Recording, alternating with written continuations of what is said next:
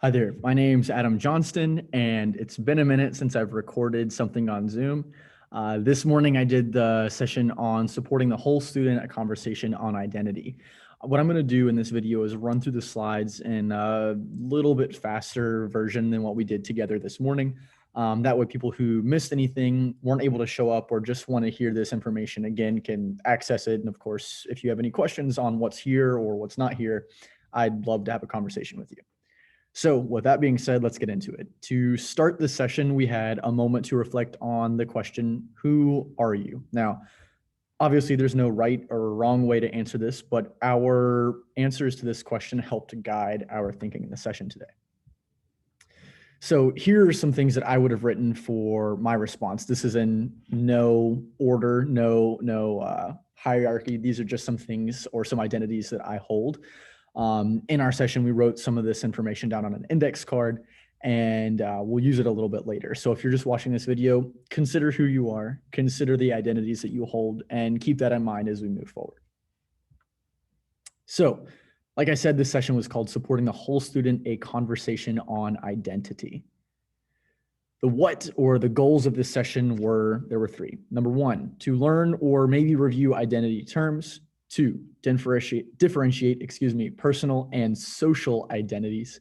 And number three, this is hopefully something that will begin or continue in this session and then hopefully, ideally continue after this session. Consider how identity informs your teaching practice. So the things that we'll do during this session or during this slide video are listed here. And why does this matter? Why is this session even something that we're doing? To put it in short, students are not jars or containers that we just dump facts and figures and information into. They're people, they're humans. This may be a big shock, but they're individuals, have their own identities, experiences that come with them into the classroom, and of course, leave the classroom with them. And as educators, we have a responsibility to see that, to learn from that, and to value and celebrate that. With all of that being said, let's get started with some terms. I'll do my best to make this clear and concise. So starting off with some general terms, identity is the fact of being who or what a person is. I imagine that we have at least some working understanding of what identity means even before looking at anything on these slides. We'll talk in a moment about the differences between personal and or social identities. Equity is a word that we have hopefully been hearing a lot, that we've hopefully been working to implement in our classrooms and our lives. But a short definition that I found was, or explanation rather, was that people have different circumstances, and obviously because of that will have different needs. In order to have the similar or equal, dare we hope for equal outcomes, we might need different inputs. So we've probably seen this image of, this is equality, everybody gets the same input. Whereas equity is when we're working towards the same output. We can think about how equity can show up in schools pretty simply with some of the services that we provide. Not all students will need English language development supports. Not all students will need ESS supports. Not all students will need GT supports, but some students will, and it's our job to work to make sure that every kid is getting exactly what they need. Race and ethnicity, this one can be sometimes a bit confusing for folks. Or at least it was something that wasn't entirely clear to me. So race is, at least according to many of the definitions and things that I was reading when putting this together, it's grouping folks based on often physical traits. Sometimes we could say it's arbitrarily grouping people based on these physical traits. There's a lot of reading you can do about the origins of race. Very interesting, would recommend. Down here below, I listed some examples of races. On the other side, we have ethnicity. And I pulled a definition where we have here groups according to people's cultural expression and identification. So ethnicity can be a bit more broad and can be tied to different elements of society, we can say. So there might be a racial element that pulls somebody to an ethnicity. There could be a national or a linguistic or a social or a cultural element that pulls someone and connects them to an ethnicity. Here we have some other examples of ethnicities down at the bottom. Moving right along, we have gender identity and sexual orientation. These are not the same thing. To put it simply, gender identity is how a person experiences or their sense of gender. So we might know some typical genders. We might have male, we might have female gender. There we are. Connected to gender. gender identity, you might hear people talking about pronouns. And when we talk about pronouns, this is, as English folks know, this is when we talk about replacing the proper noun with another word. So for example, a student of mine could say, I went to Mr. Johnston's class. Mr. Johnston was standing in the front of the room, et cetera, et cetera. But instead of saying Mr. Johnston over and over and over again, I use he, him, his pronouns. So a student of mine could say, I went to his class. He was wearing. It's a way that we can communicate a bit more about the person we're discussing, and it's a way to respect and validate the identity of a person we're speaking about. In this case, in my case, using he, him, his pronouns. A note on pronouns, it's an easy thing that we can share to not only share a bit about ourselves, but also to make it more inviting, more comfortable for folks to share their pronouns, especially if those folks' pronouns may be different than the traditional ones we are familiar with, or maybe a person doesn't present in a way that you would expect to go with their pronoun. All very simple stuff. Finally, with gender identity, there are some terms that I think are important to cover. We have cisgender, transgender, and non-binary. So we'll start with cisgender, meaning that a person's biological sex is similar or the same as their presented or their experienced gender identity. So I'll use this as an example. I identify as a cisgender individual, meaning that I, a person with XY chromosomes, that male sex is the same as my perceived or my experienced gender identity. I identify as a male. Because of my biology and because of my identity being the same, cisgender. Now, transgender would be someone who is just a little bit flipped or a little bit different than my cisgender experience. So an individual, for example, who has XX chromosomes, but they identify and they experience gender as being male, because those chromosomes and because their gender are not the same, we would identify that person, or that person would identify as transgender. Now, those are two categories or two ways that we can understand gender, but that's not all. We might have folks that, or we do have folks that identify as non-binary. Now, we know that a binary means two, and traditionally we see and we are presented with gender as a binary of male and female. Now, that may work really well for some people. For myself, as a cisgender individual, that works. I have a place that feels correct and comfortable for me in that binary. However, that might not work for everybody, and that's fine. People who fall outside of that cisgender, transgender experience, outside of that male-female experience, they might have a different way of experiencing, presenting, or identifying with a gender. And those people might identify as non-binary, meaning male doesn't really fit or describe or connect with who they are. Maybe female doesn't either. Those folks would be non-binary. Now, after gender, we have sexual orientation. Sexual orientation is not the same as gender identity. In fact, it's all about who you're attracted to, who you want to be with. Now, we might see this flag, the pride flag, which incorporates lesbian, gay, bisexual, transgender, queer, questioning, plus individuals. And of course, straight is also a sexual orientation. We know that some folks are attracted to the same gender. Some folks are attracted to different genders. Some folks are attracted to whatever gender. That's also fine. That's what we call sexual orientation. Now, a couple more terms. I appreciate you staying with me. First, person first language is as it describes when we talk about a person, we put their individualness, their humanness first. So a person with autism, an individual from Chile, that would be someone, or that would be an example of person first language, whereas identity first language is just the opposite. The identity comes first. An Afro-Latino person or a transgender person. What's important to note here, I think, is that obviously every person is different, but it's critically important to realize in everybody's differences, there are certain preferences. For example, there may be some individuals who are deaf who prefer to be identified as such, a person who happens to be deaf. They are a human first and their deafness comes second to that. That might work really well for somebody, how they identify. Similarly, a different person who doesn't hear, a similar person who is hard or deaf of hearing, they might say that, actually, no, that's a critical tenet of my personhood. That's who I am. I am a deaf person. Awesome. They want that identity named first. All that we have to do is make sure that we're speaking about folks in a way that works for them, that we're checking in with people and respecting their preferences. Not very hard to do, just treating people with respect. And finally, our last term here, we've got anti-racism and anti-oppressive teaching. So anti-racism is a bit more focused or a bit more narrow in its scope, talking specifically about race. So here we've got a book you may have heard of, How to Be an Anti-Racist by Dr. Ibram Kendi. And in this book, How to Be an Anti-Racist, the author lays out pretty clearly that neutrality is not an option. There are policies, there are practices that are either racist, that are hurting people, damaging people, treating folks differently on the basis of race. And there's the exact opposite. There is practices, there is policy working to actively liberate folks on the basis of race. Kendi argues that we can't have a neutral zone. There's no stepping out of this. There is either actively racist, actively anti-racist, and as educators, we have a responsibility to be the latter. Actively fight racism, racist practice, racist policy at every possible opportunity. Now, moving from anti-racism, we have anti-oppressive teaching, which is a similar idea, but a bit broader. Now, instead of focusing exclusively on race, we're focusing now on intersections of identity and other identities. So we have anti-oppressive teaching practices would be working through your classroom and through your practice to ensure that you don't have policies and procedures that favor native English speakers, that favor males, that favor, you name the social identity.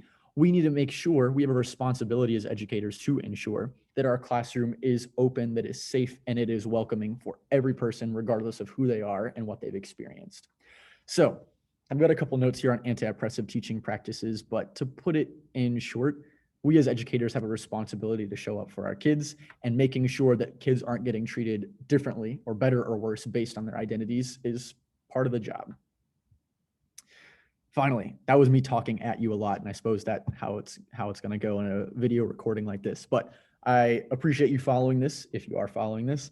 A couple notes on the terms. This is a general introduction, and as we know, as teachers, there's always more we can learn. But please let me know if there is something that we should be adding here, some term, idea, or concept that has been missing. Someone did make a note earlier that intersectionality was not included, so that is something I will be working on very shortly after I share this video. Moving forward to personal and social identities. Personal identities are individual traits or characteristics that a person may hold that don't necessarily carry with them systematic grouping, systematic power, privilege, or bias. So those are things that may be true about an individual, but don't necessarily have policy weight behind them. Some examples: chess players, nose pickers, people named Harold. We don't really see, at least as far as I'm aware, we don't really see policy level, legal level protections or discrimination against these specific groups. Although nose picking is pretty gross. We're in a pandemic. Wash your hands. Don't do that. We see here personal identities, while they are a part of who you are and your story, they don't necessarily have the same weight or the same influence or the same power as social identities. Now, social identities in some ways are the opposite of personal identities in that they are identities or person markers that include connections to power, to privilege, to bias. And what I mean by that is that we can have an in-group and we can have an out-group. Folks who have done psychology who might be familiar with social identity theory. The general idea, at least as I understand it, is that our social identity markers can inform the way we move through the world, whether we are in a group or if we are out of a group. Some examples of social identities could be, and this is certainly not an exhaustive list: age, gender identity, religion, race, level of ability, nation of origin, ethnicity, sexuality, socioeconomic status, educational attainment, et cetera, et cetera, et cetera. Now, in our sessions today, we had some pretty interesting discussion on, can social identities change? Are there elements of who we are that are dynamic? Absolutely, and those can still be social identities.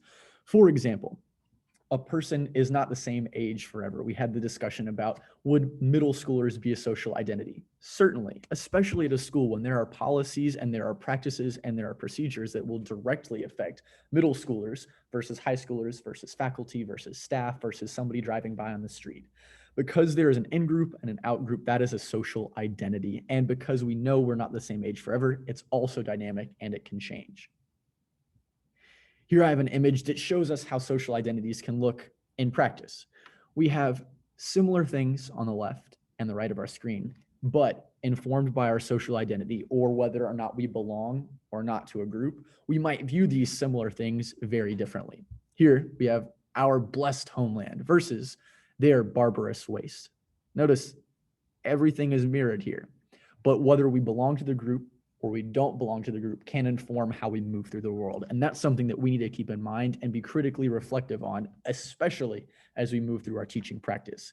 Just because our students or our coworkers or our families or whomever is not a member of the same social identity that we are, we have a responsibility to be reflective and consider that just because someone's experience is different than ours, it is not better, it is not worse, it is uniquely their own, and we have a responsibility to respect that.